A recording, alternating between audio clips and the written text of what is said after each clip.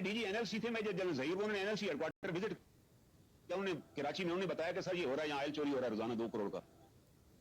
NLC की गाड़ियों पे जीएसक्यू का निशान लगा होता है, वर्दी में होते हैं, रिफाइनरी की जरूरत ही नहीं थी कि चेक करता, वो कहते जी खोले और पाइप डाल के आ जाते वापस।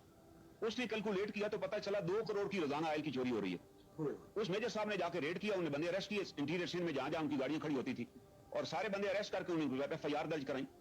उसके बाद वो जो ऑयल माफिया था, मेजर साहब को नहीं पता था ऑयल माफिया का कि कितना बड़ा, उस पर प्रेशर आया, उसने कहा मैंने एफआईआर दे दी है, इसमें जो एनएलसी के अफसर हैं उनके खिलाफ भी मैंने दे दिया है, जो जीएसयू पकड़ेगा उनके खिलाफ भी दे दिए गए। तो इतने में डीजी एनएलसी थे मेजर जनरल ज़हीर, उन्होंने एनएलसी हेडक्वार्टर विजिट किया, उन्होंने कराची में उन्होंने बताया कि सर ये हो रहा है, यहाँ ऑयल चोरी हो रहा है रोजाना 2 करोड़ का, और ये जो गाड़ियां खरीदी गई है इसमें भी गलत इनवाइसेस दी गई हैं, हर गाड़ी में गवर्नमेंट को 20-20 लाख का नुकसान हुआ। तो उन्होंने कहा मैं कार्रवाई करूंगा। तो कुछ दिन जब कार्रवाई नहीं हुई तो उनको पता चला एक और उन्होंने कोई वहां जुर्म किया, तो उसको बताने के लिए वो फौरन पिंडी आए और डीजी एनएलसी को जाकर मिले कि सर ये एक नई कार्रवाई वहां पर हो गई है। डीजी एनएलसी ने देखा और उसने कहा कि साथ अपने अफसर को भेजा कि आप इसके साथ कराची जाओ, वहां से एविडेंस कलेक्ट करो, हम कार्रवाई करेंगे। वो जैसे ही एयरपोर्ट पे उतरे और बाहर निकले तो वो जो 7 अफसर था उसने उसको अरेस्ट कर लिया, उसके सर के ऊपर ब्लाइंड फोल्ड किया, उसे ब्लाइंड फोल्ड पे उसको लापता कर दिया मेजर को, और नतीजतन मेजर साहब को ले जाके अपने उन्हें किसी सेल में डाला। उसको इतना टार्चर किया गया कि तुम्हें जब बता दिया गया था कि तुमने इस पे बस एफआईआर करा दिया, अब आराम करो, why you went to the DG, DG नहीं बंदे भेजे थे साहब, और उसमें उसको इतना टार्चर किया गया कि ही लॉस्ट हिज सेंसेस, और इतनी क्रिटिकल कंडीशन में फिर जब उन्हें देखा कि ये तो बंदा, पहले प्राइवेट किसी हॉस्पिटल में दिखाया, उसने भी जवाब दे दिया कि ये तो मर जाएगा, उन्हें जाके पीएनएस शिफा में उसे दाखिल कर दिया, वहां उन्हें देखा कि क्रिटिकल कंडीशन में, और चंद दिन गुजरे जब उसने थोड़ी सेंसेस गेन की तो उसने अपनी फैमिली को बताया कि जी मैं तो यहाँ पड़ा, उसकी बीवी वहां पहुंच गई। उसने फिर एक लेटर लिखा कि मेरे खामद के साथ ये क्यों हुआ है। तो आप हैरान होंगे कि कोर कमांडर कराची जो पार्ट था इस पूरी गेम का, उसने सीओएमपी को कहा कि इसको जाके हॉस्पिटल से उठा लो। सीओएमपी ने कहा कि सर वो हॉस्पिटल में दाखिल है, मैं कैसे उठा सकता हूँ। कौन था कोर कमांडर? ये एहसन सलीम हयात साहब थे, वाइस चीफ जो बाद में बने।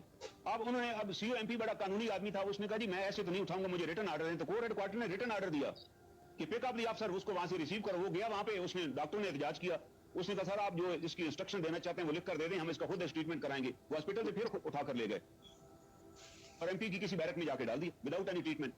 जब वो दोबारा मरने वाला हो गया तो उन्होंने उसको कंसिडरिंग डेड बॉडी बाहर फेंक दिया किसी जगह, और अल्टीमेटली वो जो सिपाही फेंकने गए थे ना, उनमें से किसी सिपाही ने दोबारा एनएलसी से रब्ता किया, वहां उसकी फैमिली का एड्रेस लिया, उसकी मिसेस को जाके बताया कि आपका मियां तो वहां पड़ा हुआ। वो फिर बेचारी आई, उठाकर ले गई और उठा के अपने गांव लोधरा चली गई।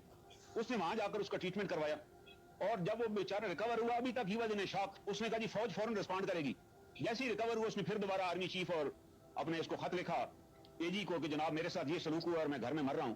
तो जनाब दोबारा एजेंसी एक्टिवेट हुई, लोधरा में उसके घर पे रेड किया, फादर इन लॉ के घर पे, उसको फिर उठाकर ले आए और फिर लाके किसी सेल में डाल दिया। वो फिर 6 महीने सेल में रहा।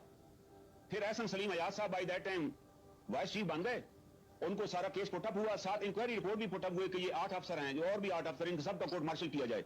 किसी का कोर्ट मार्शल ना हुआ, और एमएस और सलीम हयात साहब ने अपने कलमों से लिख दिया कि अफसर शुड बी इमीडिएटली डिसमिस्ड, जबकि अफसर को तो आर्मी चीफ भी डिसमिस नहीं कर सकता, उसके लिए प्राइम मिनिस्टर की अप्रूवल चाहिए। डिसमिस कर दिया गया, और डिसमिस करके उसको फिर घर भेज दिया गया। वो घर चला गया, ही लास्ट सेंसेस, अब उसको कोई यादाश्त चीज की खत्म हो गई। 1.5 साल के ट्रीटमेंट के बाद जब उसने यादाश्त गेन की तो वो सरगोदा की सब्जी मंडी में सब्जी बेचता था बेचारा। मेरा उसने एक प्रोग्राम सुना हामिद मीर के साथ टीवी पे, जिसमें मैंने कहा it is the mind set of a general. जब एक जर्नैल फैसला करता है तो बाकी जर्नैल फिर सारी जिंदगी उस फैसले को इंप्लीमेंट कराते रहते हैं, उस फैसले से पीछे नहीं हटते। जो फैसले मुशर्रफ कर गया ये बाद में उसके successor they will follow the decisions of Musharraf, चाहे सारे जहन्नम में चले जाएं, they will never bother this thing. तो उसने वो मेरा प्रोग्राम सुना, वो मेरे पास पिंडी आ गया और अपने मुझे उसने डॉक्यूमेंट सारे दिखाए। मैंने कहा तुम दोबारा कराची जाओ, लोग भूल चुके होंगे, तुम वहां से जाके पीएनएस शिफा से और एमपी की यूनिट से सारा रिकॉर्ड इकट्ठा करो। वो सारा रिकॉर्ड लेकर आ गया।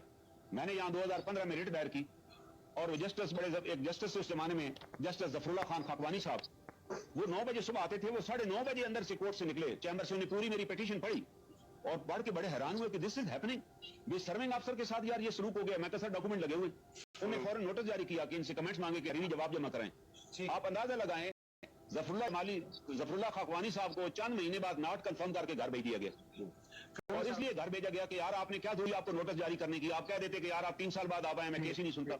आज 2023 हो चुका है, 8 साल हो चुके हैं, वो केस लगता है कोर्ट के अंदर, लेकिन ऊपर से क्योंकि चीफ जस्टिस बैठे हुए मीर हुसैन भट्टी साहब, वो आर्मी का कोई केस हो तो इंस्ट्रक्शन आ जाती है जज साहबान को, जज साहबान मदद कर लेते हैं कि हम बाद में सुनेंगे इस केस को। 8 साल से वो अफसर जो है सर्विंग अफसर ऑफ द पाकिस्तान आर्मी, जिसको डिसमिस करने के लिए प्राइम मिनिस्टर की परमिशन चाहिए, उसको वाइस चीफ एहसन सलीम हयात जो कि खुद मुलजम था, क्योंकि 2 करोड़ में उनका भी हिस्सा होता था और मुशर्रफ साहब का भी हिस्सा था, क्योंकि मेजर जनरल ज़हीर को 5 साल के लिए एनएलसी का चेयरमैन लगाया गया। اور مزے کی بات ہے میں نے اس کے خلاف بھی ایک انکوائری رپورٹ جمع کرائی، جس کو بھی لیٹر لکھا، ایک منٹ سر، اور چیئرمین نیب کو بھی لکھا، اس کی انکوائری ہوئی پھر، اور یہ انکوائری کی جنرل لودھی صاحب نے، اور لودھی نے ریکمینڈ کیا کہ 4 جرنیل ذمہ دار ہیں این ایل سی کی کرپشن کی کاروائی ہونی چاہیے، پھر بھی کاروائی نہیں ہوئی، ان کو بچا لیا گیا۔ چیئرمین نیب نے بھی کرنل صاحب ہمیں تو ایک بڑی کلیئر بات سمجھ آ گئی آپ کے اس بیانیے سے، پہلے یہ چھپے چھپے ہوتے تھے، اب یہ کھل کے آ گیا کہ نہ یہ فوج کی جو ہائی کمانڈ ہے اور یہ نہ یہ فیسسٹ ہے، ٹوٹلیٹیرین ہے، ایک ظالم ہے، ایک قبضہ گروپ ہے، لیکن یہ اس سے بڑھ کر ان کی کرپشن کی حد انتہا یہ ہے کہ یہ اپنے بھائیوں کو جو کہ ان کے ساتھ پیٹی بند بھائی ہیں، اگر وہ ان کے خلاف آواز اٹھاتے ہیں تو یہ ان کو بھی نہیں چھوڑیں گے۔ تو میں آج کی نشست اگر آپ اجازت دیں ادھر پوز کروں گا، ہم اگلے ہفتے آ کے نا اسپیسیفک کیسز سے آگے بڑھ کے آپ سے رائے ہم لینا چاہتے ہیں کہ یہ جو خوف انہوں نے پاکستان کے اوپر ڈالا ہوا ہے، اپنے افسروں پہ ڈالا ہوا ہے، سیاستدانوں پہ ڈالا ہوا ہے جو کہ کرپٹ نہیں ہے، اور اچھے لوگوں کے پہ ڈالا ہوا ہے، آپ پر ڈالنے کی کوشش کر رہے ہیں، میرے پر ڈالنے کی کوشش کر رہے ہیں، یہ خوف ختم کیسے ہوگا؟ میں اس کی طرف جانا چاہتا ہوں کرنل صاحب آپ سے۔ انشاءاللہ ختم ہوگا۔ میں آخری بات کرنے سے پہلے حضرت علی کرم اللہ وجہہ کا ایک لیٹر ہے، یہ بتانا چاہوں گا آج تاکہ بات اس پہ کنکلوڈ ہو جائے۔ حضرت علی کرم اللہ وجہہ کے زمانے میں بھی سول وار کی کنڈیشن تھی، وہاں بھی خوارج تھے، جنگیں ہو رہی تھی، یہی حالات تھے جیسے آج ہمارے حالات خراب ہیں۔ تو انہوں نے تمام کمانڈرز کو خط لکھا، کیونکہ اس زمانے میں جب جنگیں ہوتی تھی، لشکر روانہ ہوتے تھے، لوگوں کو ریوڑ گم ہو جاتے تھے، بچے لاپتہ ہوتے تھے، انہوں نے تمام کمانڈرز کو لکھا کہ you should be very careful with the people, آپ لوگوں کے بچوں کو ڈھونڈیں، ان کے والدین تک پہنچائیں، اگر آپ لوگوں کے ساتھ یہ سلوک کریں گے تو لوگ آپ کے ساتھ محبت کریں گے۔ انہوں نے لکھا کہ جو فوج ہے وہ ریاست کی طاقت ہے اور ریاست کی گریس ہے، اور نے کہا وہ تب قائم رہ سکتی ہے کہ اگر آپ شہریوں کے ساتھ محبت والا سلوک کریں گے، ان کے کام آئیں گے۔ یہ حضرت علی کرم اللہ وجہ نے آج سے 1400 سال پہلے یہ لیٹر ان کی کتاب میں شامل ہے، لیٹر فوج کے ذمہ لگایا کہ آپ ڈھونڈیں ان بچوں کو اور ان کے پیرنٹس کو ملائیں، تب جا کر آپ سچے کمانڈر اور سچے سپاہی بنیں گے۔ اور آج انگلیاں جو ہے جتنے ججز نے آرڈر جاری کیا، بھی ججز کے پاس تو کوئی بندوق نہیں ہے، کوئی توپ نہیں ہے کہ وہ ٹینک لے کر آ جائیں۔ 450 پروڈکشن آرڈر کمیشن نے جاری کیا ہے کہ ان لوگوں کو رہا کریں، they are enforce disappearance, ایک بندہ بھی رہا نہیں کیا گیا۔ تو اس کے بعد آپ سوچ لیں کہ کس طرح ریاست کے اوپر ایک خوف کی فضا آ رہی ہے، ہر بندہ ڈرا ہوا ہے کہ وہ مجھے اٹھا لیں گے، میں لاپتہ ہو جاؤں گا۔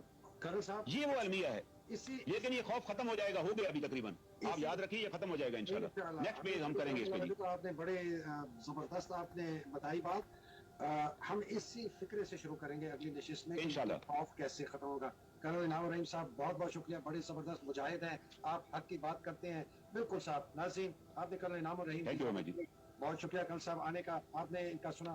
اللہ سبحانہ تعالیٰ کرنل انعام الرحیم جیسے مجاہدوں کو اپنے حفظ و امان میں رکھے، ایسے اور مجاہد پیدا کرے، پاکستان کی حقیقی آزادی کی جنگ لڑنے والے، رول آف لا کے جو لڑ رہے ہیں ان کو حفظ و امان میں رکھے۔ پاکستان زندہ باد، پاکستان